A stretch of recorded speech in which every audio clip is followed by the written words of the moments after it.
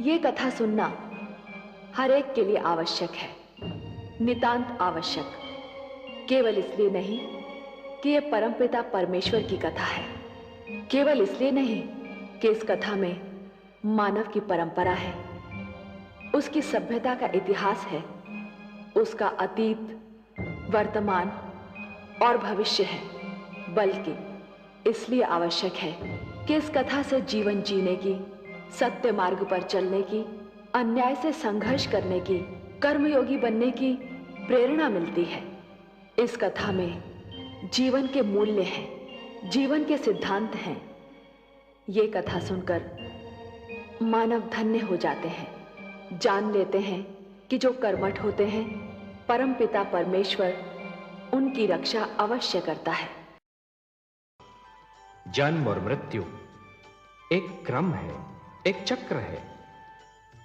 जो बना है उसे समाप्त भी होना है, जिसने जन्म लिया है उसे मृत्यु भी आनी है। यह क्रम चलता रहेगा, यही प्रकृति का नियम है। जैसे एक पुष्प सुगंध के बिना, वृक्ष फल के बिना और दर्पण छाया के बिना अधूरा होता है, उसी प्रकार एक पुरुष नारी के बिना अधूरा है। और ये तो केवल हम ही जानते हैं ना महादेवी, कि संसार को ममता और स्नेह और एक पुरुष को प्रेरणा, संघर्ष की शक्ति और जीवन भर का साथ केवल एक नारी ही दे सकती है। इच्छा का संबंध ज्ञान से है और ज्ञान की जड़ें विद्या में होती हैं। मानव को शिक्षा देना, उसके जीवन को दिशा देना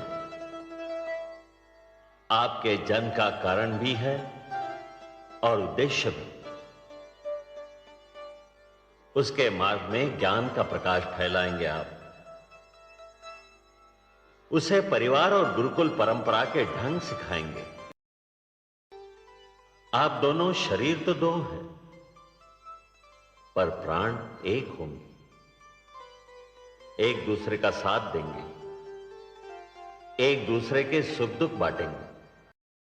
आपको मैं स्नेह, ममता, दया और करुणा की भावनाएं देता हूं। मनु, आपको संरक्षण, पालन पोषण और परिश्रम की शक्तियां प्रदान करता हूं।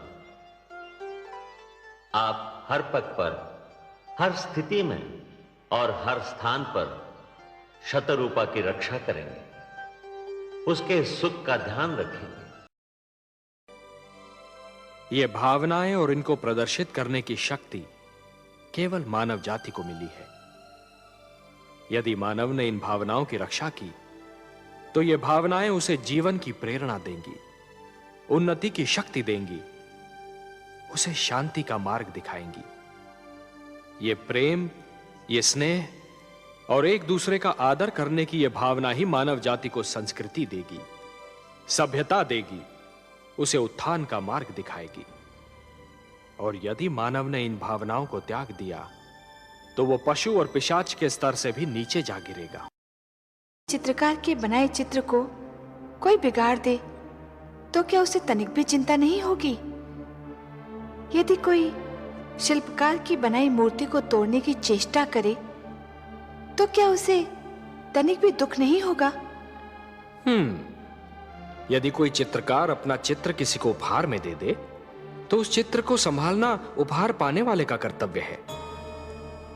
कोई शिल्पकार अपनी मूर्ति किसी को भेंट दे दे, तो उस मूर्ति की देखभाल करना भेंट पाने वाले का कर्तव्य है।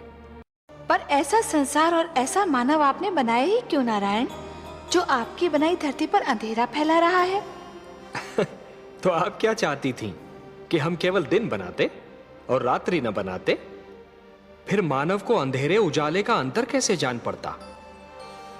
विष न होता तो अमृत की महत्ता कैसे जानी जाती? पुष्प के साथ कांटे न होते तो पुष्प के सौंदर्य को कौन जान सकता? पतझड़ न आती तो वसंत ऋतु इतनी सुहानी कैसे लगती? हमने मानव को बनाया है देवी।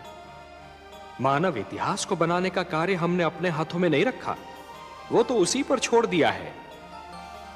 अभी तो उसे अपनी शक्ति का आभास हुआ है।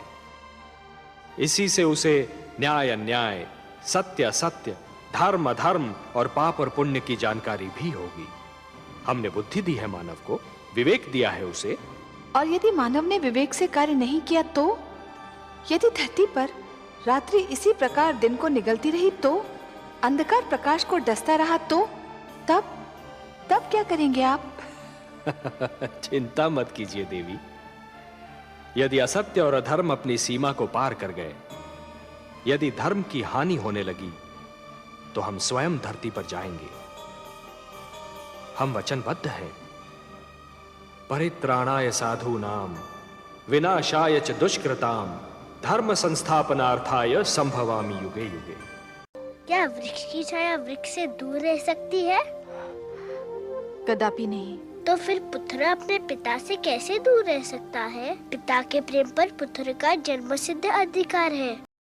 राजा प्रजा का आदर्श होता है महाराज।